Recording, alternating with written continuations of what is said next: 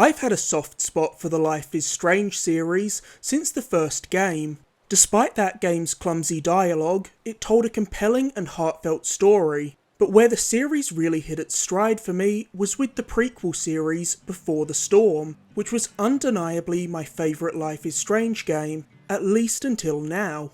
Unlike Life is Strange 1 and 2, which were developed by Don't Nod, Before the Storm was developed by Deck 9 Games. So when it was announced that Deck 9 was returning to the series to develop the next entry, I was beyond excited. And as it turns out, I was right to be excited. Life is Strange Ture Colours is an exceptional game. It tells a genuinely emotional story that tackles heavy subjects with grace, and it introduces us to the series' most compelling lineup of characters yet. In Ture Colours, you play as Alex Chen, a young woman who's had a pretty rough go of it. When she was 10 years old, her mother passed away, and her father, feeling unable to cope, left, leading to her and her brother Gabe being ripped apart by the foster care system. Alex then spent years drifting between all manner of foster homes and orphanages, while her brother Gabe eventually ended up in juvie. Now 8 years since she'd last seen him, Gabe reaches out to Alex, inviting her to move to Haven Springs, a small town in Colorado where he now resides. Alex takes him up on this offer in hopes of getting a fresh start. When you arrive in Haven Springs, you're introduced to an array of townspeople, and you find that Gabe has really pulled his life together. He's become a valued member of the community, and he's in a relationship with a woman named Charlotte who runs the town dispensary. He's even become something of a surrogate father to Charlotte's son Ethan. When we first meet Alex, she's pretty reserved and quiet, but as the game progresses, you see her steadily come out of her shell as she forms connections with the people around her, as well as a connection to the town itself. If this game does one thing extremely well, it's making you empathise with its characters. I really felt for Alex, and there's some truly gruelling scenes where she's forced to confront her past that are genuinely heartbreaking.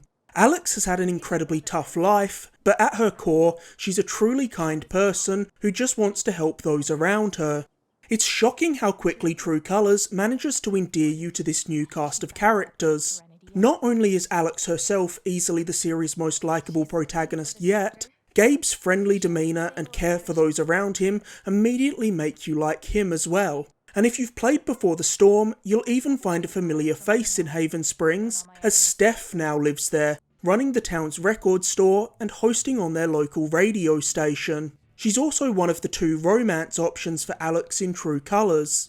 The other being Ryan, a park ranger and the son of Jed, who runs Haven Springs pub, the Black Lantern, where Alex works and lives above. No matter which character you choose to romance, they both serve pivotal roles in the story, helping Alex as she investigates Ture Colours' central mystery. I chose to romance Steph because, being a big fan of Before the Storm, I already had a pre-existing fondness for the character. I thought she was great in Before the Storm, and I really appreciate how much they further fleshed out her character here. The story is also strengthened by all-around great performances from its voice cast, with the actors for Alex, Gabe and Steph being real standouts. Supernatural abilities have been a core tenet of the Life is Strange series since the beginning, being featured in every game except for Before the Storm. So as you might expect, Alex does in fact have an ability of her own. Alex is an empath. She's able to feel and embody the emotions of others, and even tap into their thoughts. But this power is a double-edged sword, as she's also easily influenced by the emotions of others, and is susceptible to being completely overcome by them. We get an example of this early on in Ture Colours, when Gabe is attacked by a man who's convinced his girlfriend is cheating on him with Gabe. This man's anger is then filtered through Alex, leading to her being consumed by his rage, which causes her to not only beat the ever-loving crap out of the guy, but also accidentally hit Gabe in the process due to her lack of control over her powers. Because of the unstable nature of her abilities, Alex has always resented her power, as it's made her feel like an outcast. But when a tragic and traumatic event occurs, Alex quickly suspects that the Typhon Mining Company, a massive corporation that have their tendrils embedded deep within the town of Haven Springs, may be responsible. and realises she's going to have to embrace her abilities if she wants to get to the bottom of the mystery surrounding this tragedy, as well as help the inhabitants of Haven Springs with the various problems they're facing. The way Alex's powers are usually showcased during gameplay is through coloured auras surrounding people, with different colours representing different emotions. These auras can reveal what people are really feeling, and it allows for interesting character beats when you realise that what people are really feeling often doesn't line up with the words coming out of their mouths. Something I really respect about Ture Colours is that it doesn't shy away from tackling very big and heavy topics, ranging from trauma and grief to dementia. These are tough subjects to tackle, but Ture Colours manages to handle them with grace in mature, respectful and interesting ways. For example, one particularly harrowing scene sees Alex embody the feelings of confusion and fear that a woman with dementia is experiencing. This sequence is a real gut punch. It's confronting, scary, and genuinely heartbreaking, and it showcases this terrifying disease in a way that could only be done in a video game. Ture Colours does an incredible job of showing that nearly everybody is dealing with their own shit, even if you can't see it because they're putting on a front for others. One of the most impressive aspects of Ture Colours is how you feel your connection with not only the inhabitants of Haven Springs, but the town itself deepen over the 5 episodes. When you arrive, everything of course feels foreign, but as you play, you start to learn your way around the town and instinctively know where you'll be able to find people, which makes Haven Springs feel like a real place in a way that none of the prior Life is Strange settings have. This is largely because Ture Colours gives you more freedom to explore than prior Life is Strange games. At various points, you're able to freely wander around town, taking in the sights and chatting with the townspeople. There are even a handful of very rudimentary side quests where you can help Haven Springs inhabitants with their problems. For example, you could help a bird watcher find the bird she's been looking for, or you might help reunite a man with his lost dog. While these side stories are very brief and simple, they definitely help make Haven Springs feel like a tangible place. And if you talk to people you've helped in future episodes, they'll even bring up the times you've assisted them. I also really like that Ture Colours isn't afraid to have time jumps between episodes. Yes, it's an easy way to show how Alex's relationships with the townspeople are evolving, but it really works. This is shown wonderfully not only in the dialogue itself, but also in texts when you look at Alex's phone. People who were complete strangers in episode 1 will be in Alex's messages, having friendly chats and referring to times they've hung out by the time you get to episode 3.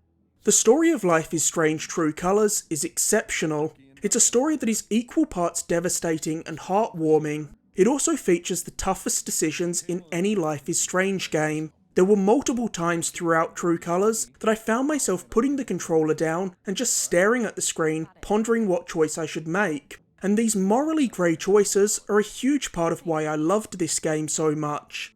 The only real issue I have with Ture Colours is a reveal that happens in the final episode, which I obviously won't spoil, but it felt like such a massive coincidence that it really pulled me out of the game for a moment.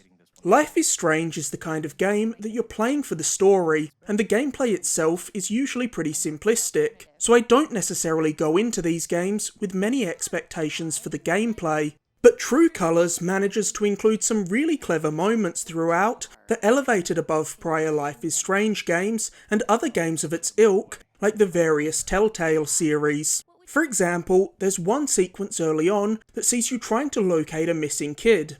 Alex quickly realises that the comics he draws are based off his real-world surroundings, so you then have to use one of his comics to find clues as to where he's gone, and discover new ways to navigate the environment. And if you played Life is Strange Before the Storm, you'll no doubt remember the part where Chloe and Steph played a D&D game. That sequence was one of the best and most memorable moments of Before the Storm, and this game was determined to top it by taking that concept and blowing it out by having Alex participate in a LARP across the town of Haven Springs. I won't say too much about this section as I genuinely think it's one of the best parts of the game, but I loved the way this ridiculous and fun sequence provided some levity following a series of serious moments.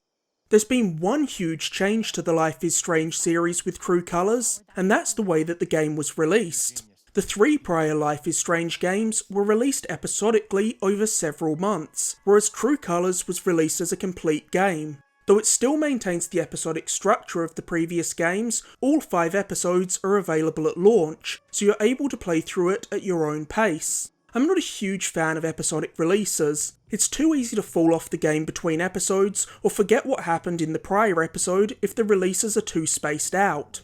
Playing through an episode of Ture Colours a night felt like a great way to absorb the story, and each episode still manages to include an interesting hook towards the end that makes you want to immediately jump into the next episode to see what happens. I much preferred having the whole game drop at once, and I hope this will be how future Life is Strange games are released going forward. Music has played a pivotal part in the Life is Strange series since the beginning, but it's more important than ever in Ture Colours. As you'd expect, music is used to accentuate emotional plot beats, and there's still plenty of indie music populating the scenes of Ture Colours, though there are also a couple of bigger name bands featured here, with Gabe and Alex rocking out to a Kings of Leon song in the first episode. There's also a handful of very zen moments where Ture Colours provides you with the opportunity to just sit and take in the sights as music plays to complement the scene. But music is also incredibly important to Alex herself, as it's provided her with an escape during the many rough periods of her life. Alex also plays guitar and sings. She even writes song lyrics based on experiences she's had throughout the game, which you can find in her journal.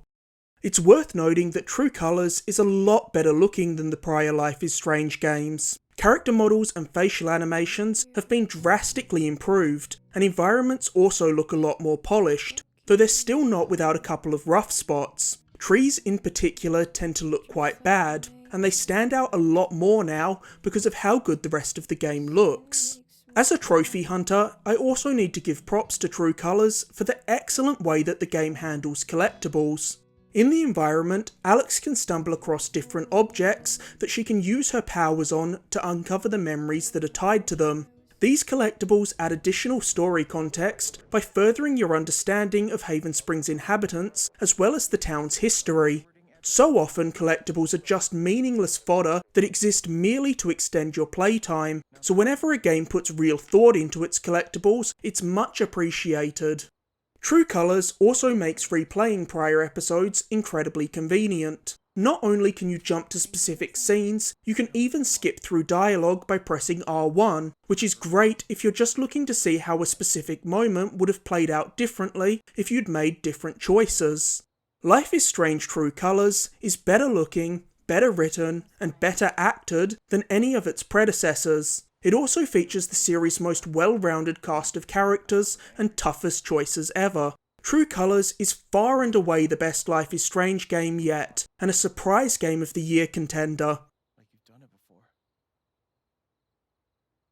Thanks for watching. If you enjoyed this video, be sure to like, subscribe, or leave a comment. You can find countless other videos on my channel, including my recent reviews of Sonic Colors Ultimate and Aliens Fireteam Elite. And be sure to stay tuned for my upcoming reviews of Deathloop, Far Cry 6, and Kena Bridge of Spirits.